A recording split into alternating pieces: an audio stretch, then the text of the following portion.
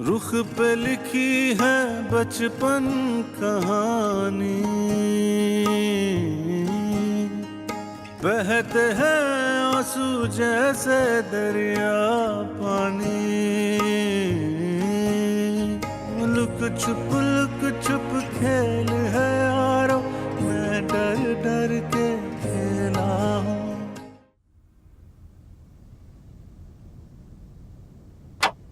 سلام علیکم. علیک السلام.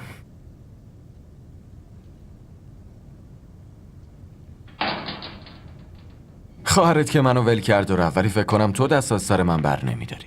من ازتون دست بر نمیدارم. مطمئن بودم که اینجا پیداتون میکنم. وقتی بچه زخمی میشه اولین کاری که میکنه اینه که بره پیش مامانش. و اگه مامان بچه هاشو ول کنه بره چی؟ شما به اون چی میگین؟ من نمیخوام سارا رو با مادرای دیگه مقایسه کنم. به هر حال بیا داخل. گلزار ببین کی اومده. خاله افروز. گلزار بیا. این بادکنک ها رو واسه من آوردی؟ آره تو هم مثل این بادکنک ها بالا پایین بپری. افروز خیلی خوشحالم که هر روز به دیدن بچه ها میای. اینطوری منم مطمئنم تنها نیستیم. داداش بلال شما تنها نیستین. من مطمئنم که آبجی سارا دوباره بر میگرده. این یه جدایی موقته که خیلی زودم تموم میشه. افروز ازت خواهش میکنم که جلوی من و بچه ها دیگه از سارا صحبت نکن. گلزار مونا کجاست؟ تو اتاقه. بریم باهاش بازی کنیم. पर्दों के पीछे एक आंगन है, उस आंगन में अकेला हूँ. रुख पे लिखी है बचपन कहानी, बहते हैं आंसू जैसे दरिया पानी. این دختر اینجا چی کار میکنه؟ مامان بعد رفتن سارا افروز بهمون سر میزد. ولی آخه چه نیازیه که هنوزم با عضوی از اون خانواده ارتباط داشته باشی؟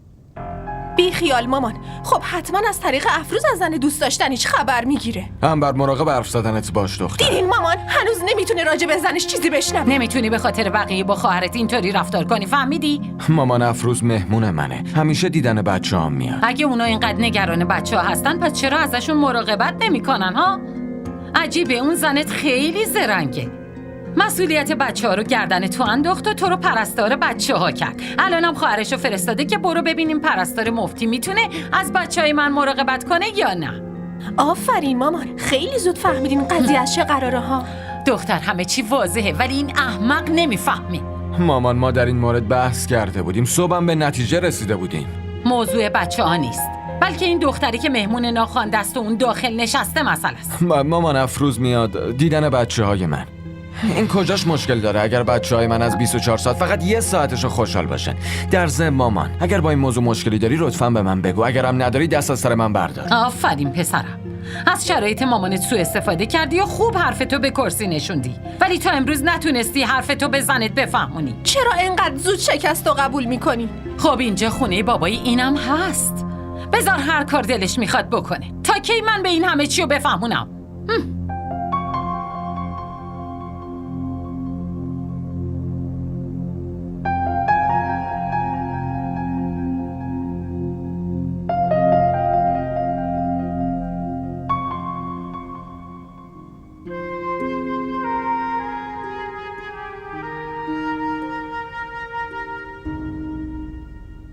سارا خانم بله آقا. این چیه؟ من نمیتونم آقا. یه نگاه دیگه بهش بندازین. باشه الان چکش میکنم. چیو میبینین؟ شما یک سره دارین با گوشیتون کار میکنین. نه آقا داشتم با گوشی کار میکردم. لطفاً این پرونده که درست کردین رو دوباره با دقت بخونین. دارین زمان همه رو هدر میدین. ولی آقا من با دقت خوندمش. یعنی من اشتباه کردم؟ نه آقا من منظورم این نبود. من خیلی متاسفم. من اینو صحیح میکنم و دوباره براتون ایمیل میکنم. فقط تصحیح نه، بلکه از اول باید درست بشه. جدولش باید دقیق باشه. نکنه فکر کردی مشق بچه مدرسه‌ای است؟ ولی آقا دوباره درست کردنش خیلی زمان میبره. این مشکل من نیست، مشکل شماست. من امروز اینو کامل میخوام. ولی آقا این چطور ممکنه؟ 2 روزه که من همش بعد تایم کاری اینجا میمونم و اضافه کاری میکنم. حالا از من میخواین دوباره از اول اینو درست کنم؟ سارا، شما به نظرم باید این کارو ول کنین و تو خونه بشینین. اینطوری که پیش میری نمیشه. اگه میخواین کار کنین پس باید درست انجامش بدین، وگرنه مجبورین یه کارو هی تکرار کنین. منم باید به بار دستی جواب پس بدم. بله آقا.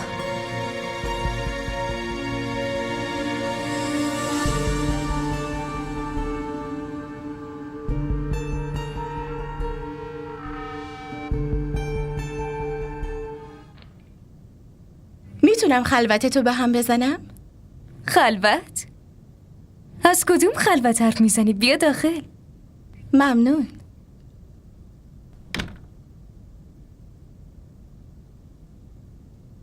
دانشگاه چطوره؟ خوب پیش میره. کار شما چطوره؟ خوبه.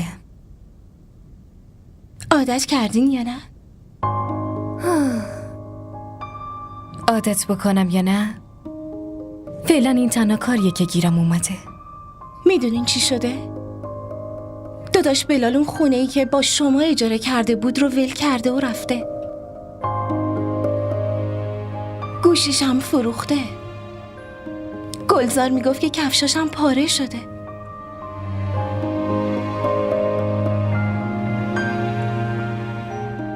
آره خب، حالا که شده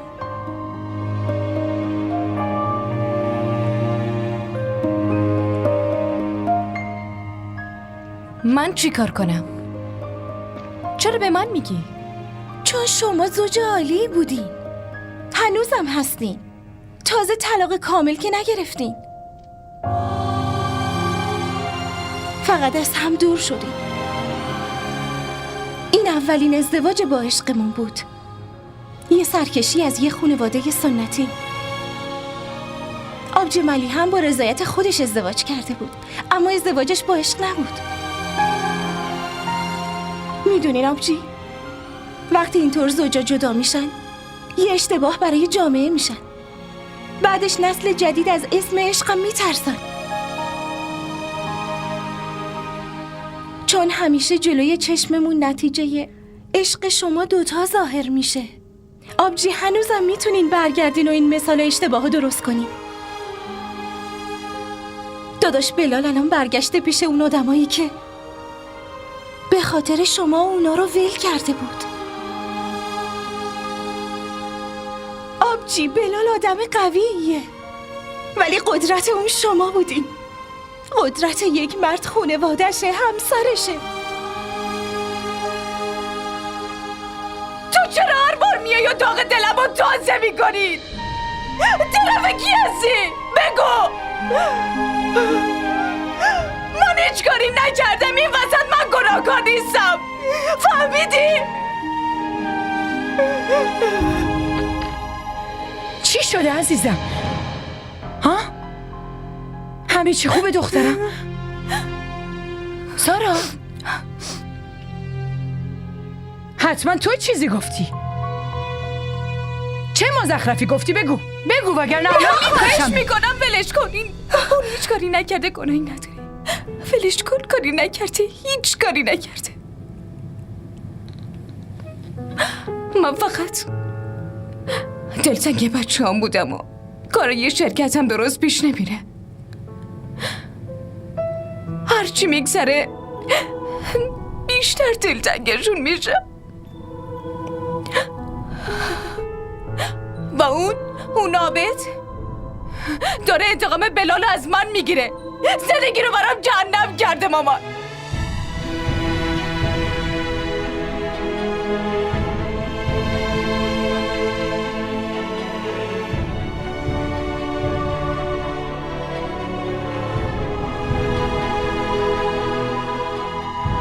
دخترم این که خبر خیلی خوبیه. یعنی چی؟ یعنی آخه تو نمیتونی ببینی که سارا از درد عشق غمگینه؟ شما هم به همون چیزی فکر میکنین که من فکر میکنم؟ آره دخترم، وقتی تو باهاش حرف میزنی و اون احساساتی میشه قشنگ واضحه که نمیتونه بچه ها رو فراموش بکنه. به نظر من اون داداش بلال رو فراموش نکرده، فقط به روی خودش نمیاره. آره این هست دخترم، بلال عشق اولشه و بچه ها عشق دومش.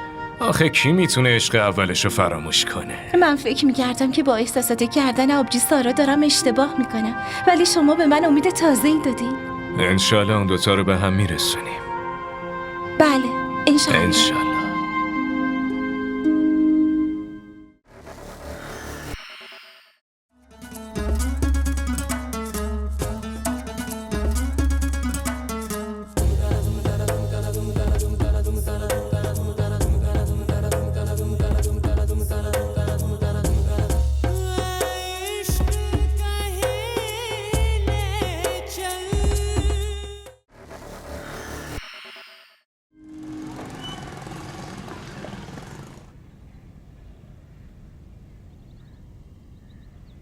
خیلی خوب مامان، من دیگه میرم. یه لحظه صبر کن.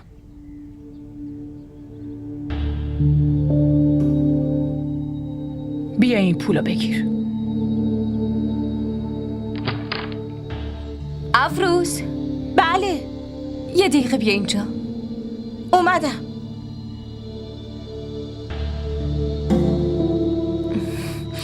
عجله کن. کاری داشتی؟ آره یه لحظه صبر کن.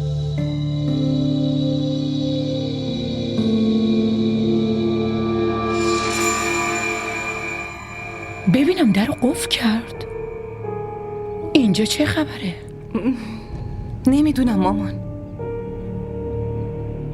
حتما یه چیزی هست.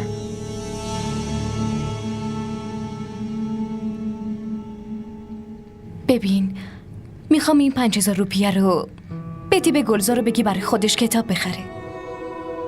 آبجی چرا خودتون نمیدین؟ اگه شما دلتون بخواد من به یه بهونه‌ای میتونم بیارمش پارک.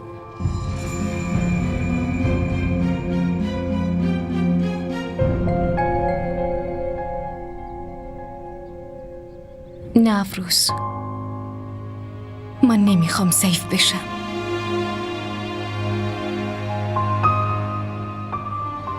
تازه اون طفلی منو ببینه دلتنگم میشه که من اینو نمیخوام.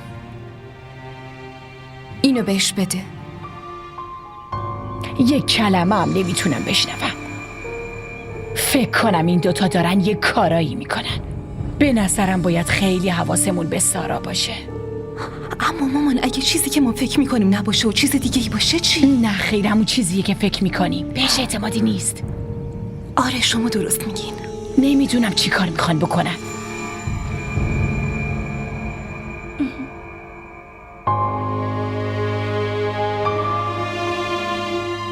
فقط نمیخوام زیاد جلوی چشم کسی برم.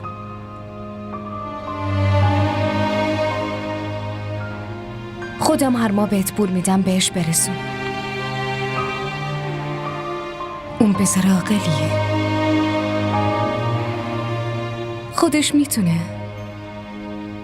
وسایل مورد نیازش رو تهیه کنه.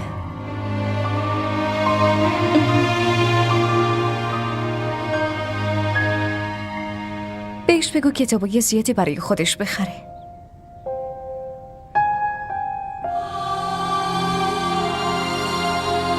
من میخوام اون درس خون بشه.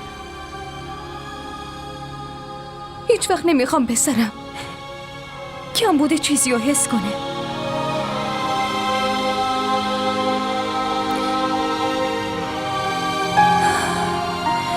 به هر حال فعلا تو باید بری دانشگاه و منم برم سر کار. نمیخوام خیلی دیر کنم. باشه.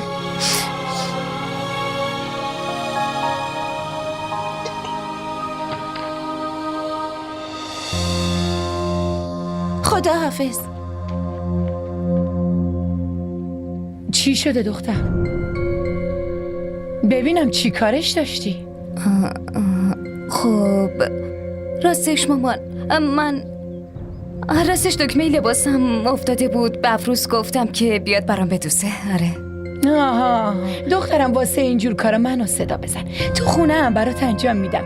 یا به این خواهرت بگو میدونی چقدر دوستت داره و با کمال میل برات انجام میده. باشه حتما، چرا که نه. از این به بعد به خودتون میگم باید برم، نمیخوام دیر کنم. برو عزیز دلم، برو قربونت برم. خداحافظ. خداحافظ.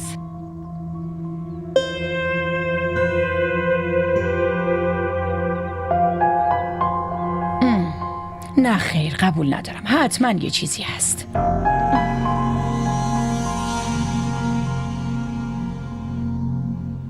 خب مامان منم میرم. خداحافظ.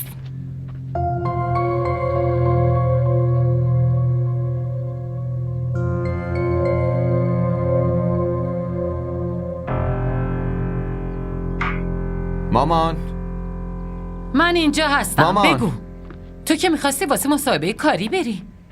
آره مامان، ولی وسط راه صاحبخونه بهم زنگ زد. خیر باشه. وسایل خونمو برام فرستاده. ولی وسایلو که به خاطر اجاره گرو گرفته بود. آره ولی واسه نگه داشتن وسایلم به جا نیاز داشت. میخواد خونه رو اجاره بده. واسه همین بهم زنگ زد. گفت که وسایلو برام فرستاده. حتی هزینه وانت هم خودش حساب کرده. بهم گفت که من بهت اعتماد دارم. گفت مطمئنم وقتی بری سر کار خودت بهم اجاره عقب مونده رو پس میدی. اون وقتی وسایل تو میخواست بندازه تو کوچه، اطمینانش کجا بود؟ میدونی که این صابخونه ها خیلی زرنگن. حتما یه اجاره نشین پولدار پیدا کرده و پول زیادی ازشون گرفته و وسایل تو نیاز نداره. بی خیال مامان، خودش میدونه و کاراش. من میخواستم ازتون اجازه بگیرم که اگر بشه وسایلامو بذارم کنار انباری. به هیچ وجه. همه اون وسایلو بنداز بیرون. من نمیفهمم. مگه واسه برگشتن به این خونه ازم اجازه گرفتی؟ مامان من که خب معلومه. خونه باباته، یعنی خونه تو هم هست. هر جا میخوای بذار.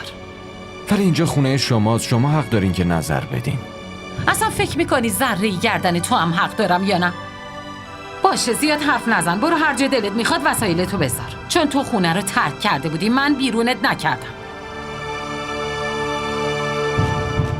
در ضمن امروز اون دخترم اومده بود. کدوم دختر؟ اون خواهر زنه دیگه، کیو میگم؟ 10 دقیقه اومد اینجا، بچه رو دید و رفت. ولی معمولا بعد دانشگاه میاد اینجا. من از کجا بدونم؟ دانشگاهشم نزدیک خونمونه. اون زن خودسر تو از همینجا پیدا کردی. این دانشگاه همه آرامش رو ازمون گرفت. مامان من میرم وسایلامو جابجا کنم.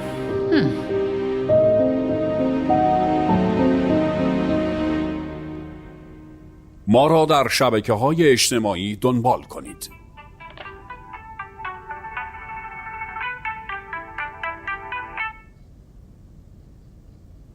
الو؟ خوب حرفمو گوش کن. اگه شما رئیسین پس رئیس خونه خودتونین. به این معنی نیست که میتونین از مقامتون سوء استفاده کنین. بله؟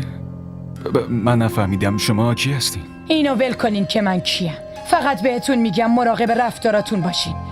شما اگه با اون بلال دوستین، دوستیتون جای خودش، ولی به خاطر اون زندگی دخترمو واسش جهنم نکنین. شما مادر سارا هستین؟ آقا به این فکر نکن که مامان کارمندمه 4 کلمه بارم میکنه و ساکت میشه. حرف من به بالا دستیاتم میرسه. شما خودتونو چی فرض کردین؟ کارمندا رو به بهونه کار تو شرکت نگه میداری؟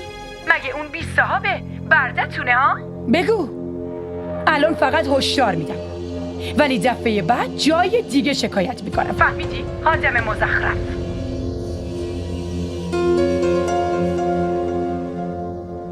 عجب عوضیه.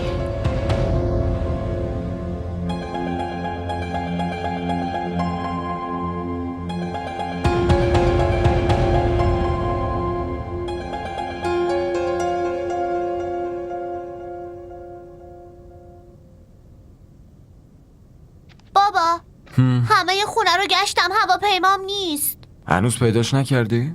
خب بابا منم همینو میگم. تو این خونه یه هواپیمای کوچیک چطور میتونه غیب بشه؟ هواپیما بود دیگه، حتما پرواز کرده. بابا شوخی نکنین. پس چرا اذیتم میکنی؟ راستی بگو ببینم، امروز خاله افروزت اینجا بود؟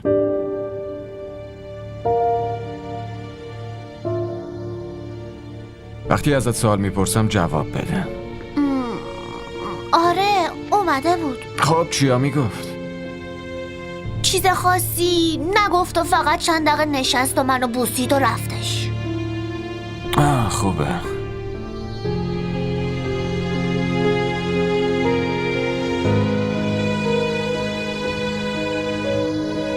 سارا خانم، بله آقا. شما حق ندارین شماره تلفنمو به مامانتون بدین و منو بی‌آبرو بکنین. چی؟ ببخشید آقا، حتما براتون سوء تفاهم شده. من هیچ شماره‌ای ندادم. چرا دروغ میگین؟ شما خونه میرین و گریه‌زاری میکنین که من شما رو اذیت میکنم. انتقام بلال از شما میگیرم. آقا، مامان من اینا رو بهتون گفته؟ ببینم من با شما غیر از کار حرف دیگه‌ای زدم و چیز دیگه‌ای گفتم. آقا من... پس چرا کاری کردین مامانتون تهدیدم بکنه؟ من بعد از ساعت اداری به دلیل کامل نشدن کار نگهتون میدارم و نگهتونم خواهم داشت. مطمئن باشین. اگه کارو درست انجام ندین البته. آقا، مامانم کی بهتون این حرفا رو زده؟ سارا خانم، اون زنی که زندگی شما و شوهرتون رو نابود کرده الان تو کارتون دخالت میکنه. من فکر نمی کنم اینطوری تو هیچ شرکتی بتونین کاری پیدا بکنین. حالا فهمیدم چرا نتونستیم با بلال زندگی کنین. ببخشید آقا، شما لطفاً تو زندگی شخصیم دخالت نکنین. شما زندگی شخصیتون رو توی شرکت دخالت دادین. قبل از تلفن مامانتون من هیچ وقت در مورد زندگی شخصیتون حرفی نزدم. همش تقصیر خودتونه.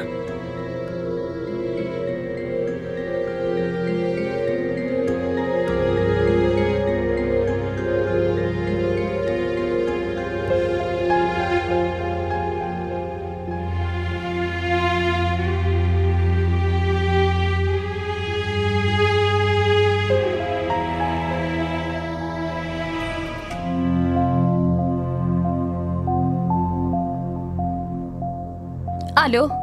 بله عزیزم بگو. خاله شما کجایین؟ من دارم میرم جلسه.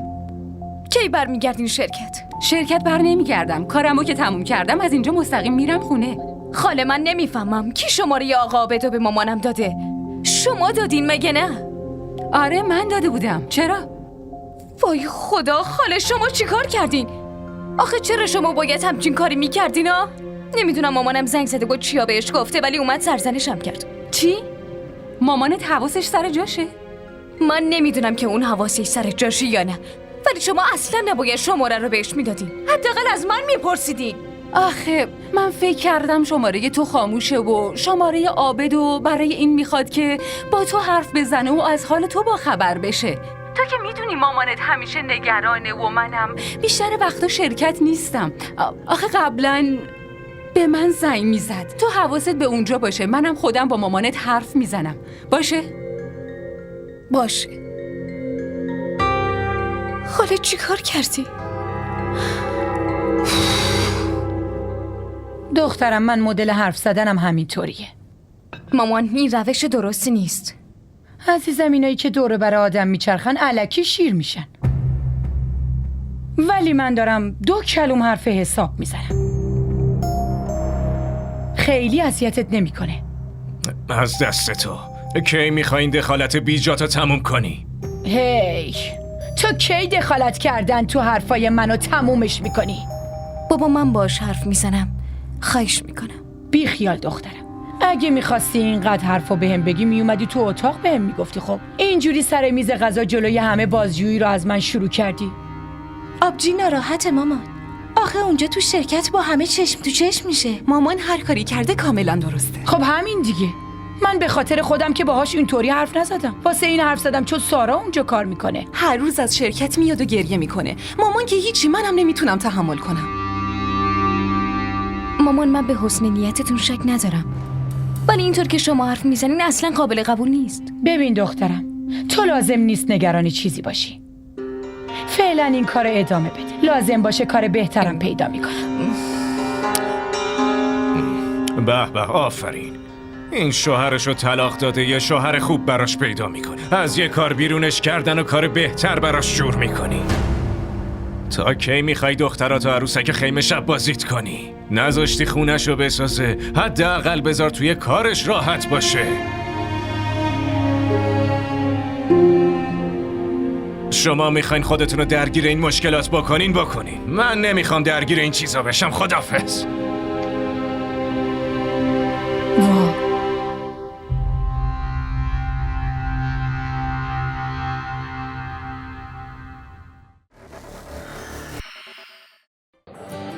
بگو ببینم خوشگله. می‌دونی وقتی آدم عاشق یکی میشه دیگه نمیپرسه که چقدر خوشگله. شاید اون از همه خوشگل‌تر باشه. این عشق عزیز دلم. آب نیست که هر وقت تشنت شد بگی یه لیوان آب بده. برای آب باید هزینه‌شو داد. به همون قیمتی که تشنه‌های کربلا پرداخت کردن.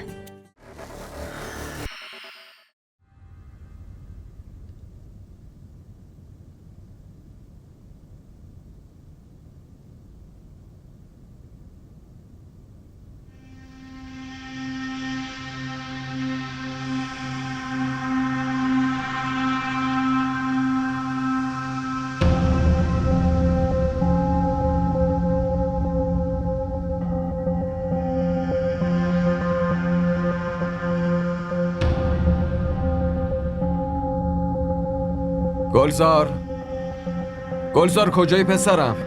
من اینجام بابا. بیا اینجا ببینم.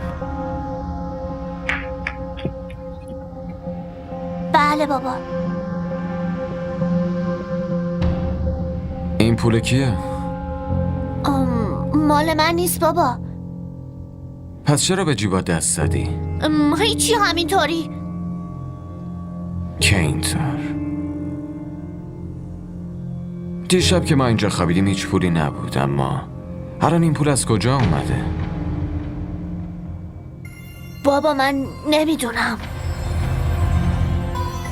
راستشو بهم بگو. نکنه از خونه یا کیف مامان دزدی کردی؟ نه خیر بابا، من دزدی نکردم. یعنی از آسمون اومده؟ ببین گلزار، مردم گاهی تو شرایط بدشون کارهای بدی میکنن، دزدی میکنن، جیب بری میکنن، ولی ما از اون آدما نیستیم. من هیچ وقت دست روت بلند نکردم، ولی اگه ببینم داری دزدی میکنی بعد جوری به حسابت میرسم گلزار. باشه بابا، من واقعیت رو بهتون میگم. این پولو خاله افروز بهم دادش. خاله افروز؟ بله بابا، ولی به من گفت که به کسی چیزی نگم. مامان این پولو برای من و مونا فرستاده بود. دیروز صبح وقتی اومده بود این پولو به من داد.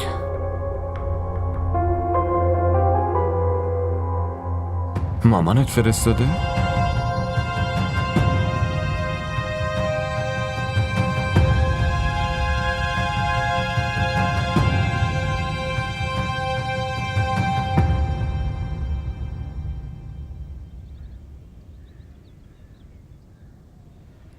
آخه خدای من. ای بابا، این وقت روز کی اومده نمیذاره خستگیم در بره. صبر کن آقا، اومدم. کدوم بی حوصله‌ای اومده در میزنه؟ الان دیگه چه وقت اومدنه؟ سارا. چی؟ سارا کجایی؟ پسر چی شده؟ سارا! عقلتو که از دست ندادی؟ خونه یه باباته که سرتو پایین انداختی اومدی؟ سارا کجا؟ سارا رو صدا بزنین. چرا صدا بزنم؟ صدا تو بیار پایین پسر. اون دیگه غلام و برده تو نیست. من نمیخوام با شما صحبت کنم. سارا رو صدا بزنین. آی من کجا خواستم با تو حرف بزنم؟ دخترم تو رو تاج سرش کرده بود، وگرنه آدمایی مثل تو رو اندازه کفشم هم حساب نمی‌کنم. سارا رو صدا میزنی یا نه؟ ببین پسر جان، اول دستتو بیار پایین. اگه تصمیم گرفتی که از دخترم دور باشی، پس سر تصمیمت بمود، وگرنه برات خوب نمیشه. تو همینو به دخترت بفهمون که دور و بر بچهای من پیداش نشه، وگرنه براش خوب نمیشه. و این پولو بگیرین و بهش بگین من گدا نیستم مادر، که پشت سر من را بیایی و به بچهای من پول بدی. بچهای من تو خونه من زندگی میکنن، نه تو یتیم خونه. و اینم بهش بفهمونین حتی اگر ما از گرسنگی بمیریم حاضر نیستیم از اون کمک بگیریم.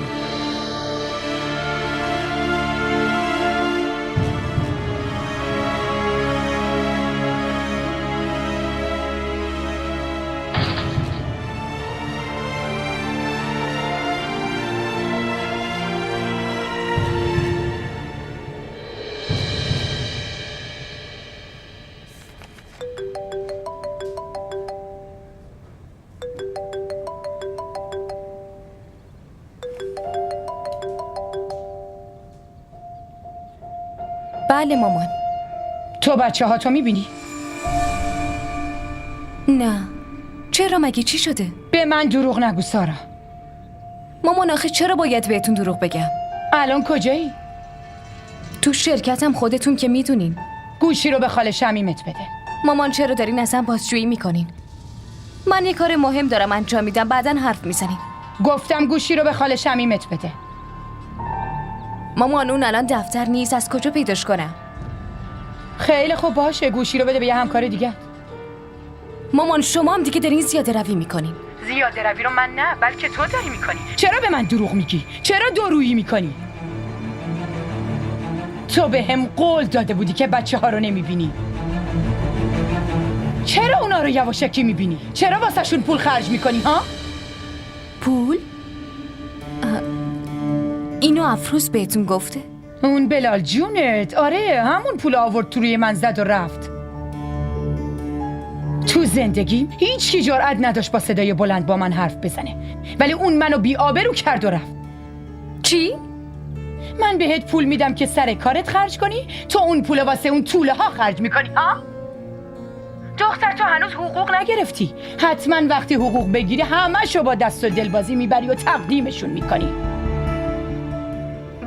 برو گم شو خونه ی همون دیگه هم با من روبرو نشو. مامان من بچه‌هامو ندیدم، فقط براشون پول فرستادم. چطوری براشون فرستادی؟ وقتی اومدم خونه با هم حرف میزنیم. همین الان بگو، من دیگه نمیتونم منتظر بمونم، زود باش. فقط یکم پول فرستادم، از این به بعد نمیفرستم، باشه؟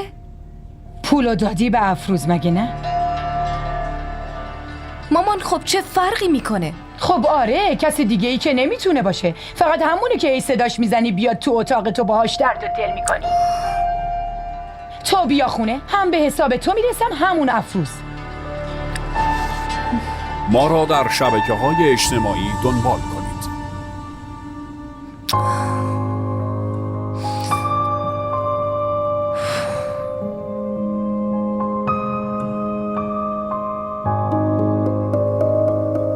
آخه این چه حالیه که من دارم؟ تا کی از بچه‌های مردم مراقبت کنم؟ خدمتکار مفت گیر آوردن. گلزار! بله عمه. اما اون بلا، بگیر این خواهرتو. مگه من خدمتکارتونم که همه عمر خدمت خواهرتو بکنم؟ بگیر ازش مراقبت کن. انبر چرا بچه رو دعوا میکنی؟ مامان پس چیکار کنم؟ رو سرم بذارمشون و بهشون آب و غذا بدم؟ به لطف شما پوشکشم که من عوض میکنم. عصبانیت یکی و سر یکی دیگه خالی نکن دختر. حالا شما ببینین اون دختر یه عالم بادکنک میاره به این میده و اینم بیخ گوش ما میترکونه. چرا بیکار نشسته؟ خب مراقب خواهرش باشه. بابام قراره منو مدرسه ثبت نام کنه، اون وقت دیگه به من نمیگی که شما بیکاری. بفرما مامان، تحویل بگیر. باباش میره سر کار، آقا پسرش هم مدرسه. ما هم خدمتکارشون هستیم و بهشون خدمتگزاری میکنیم. انبر تو چت شده؟ مامان من نه، شما چتون شده؟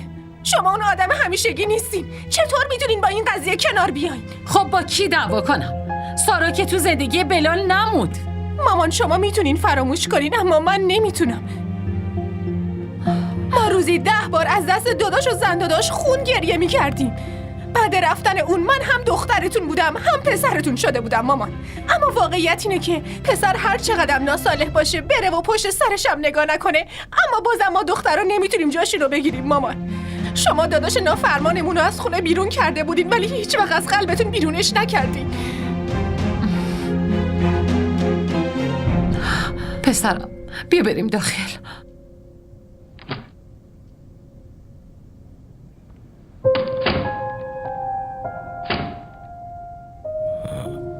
چی شده دخترم؟ نه سلامی نه علیکی. دختر من که اینطوری تربیت نشده. بس دیگه بابا، آخه چرا گریه نکنم؟ دخترم تو داری گریه میکنی؟ ولی واسه کی داری گریه میکنی؟ اینو میخوام بدونم. داریم وقتمون رو تلف میکنیم، واسه آدمای اشتباه انرژی میذاریم. آخه وقتی کسی خودش نخواد تغییر کنه چطور میتونیم تغییرش بدیم؟ اصلا شما بگین، شما تا به امروز تونستین مامانو تغییر بدین؟ نه،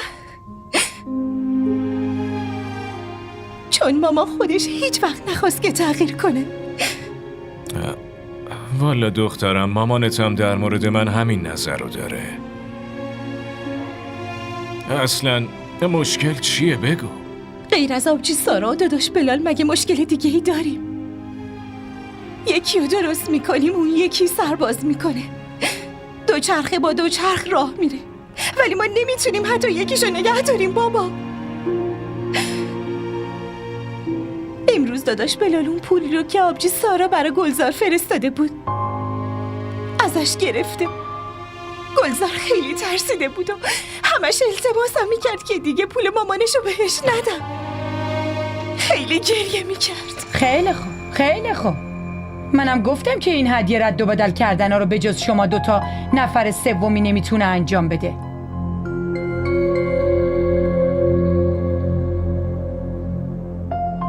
تو دختر، تو چرا اینجا نشستی؟ پاشو بریم ببینم به کارای خونه برس. به وقتش به حسابت میرسم.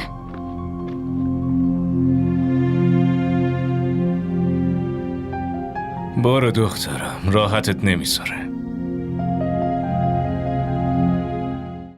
میدونین من و بابا و شما چه فرقی داریم؟ ما دوتا واسه به هم رسوندن قلب ها پل میسازیم، ولی شما آبجی ملیحه بین قلبا فاصله میندازین. من این پلو خراب میکنم.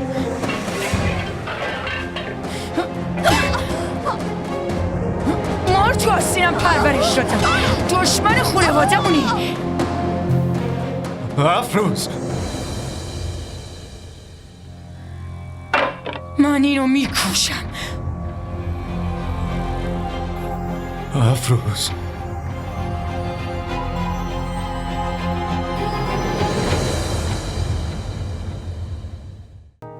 रुख पे लिखी है बचपन कहानी, बहते हैं आंसू जैसे। DDTV ارائه کننده بزرگترین سریال های درامای ترکی، کره‌ای، پاکستانی دوبله شده به فارسی می باشد. لطفاً سابسکرایب کنید و عضوی از خانواده ما شوید.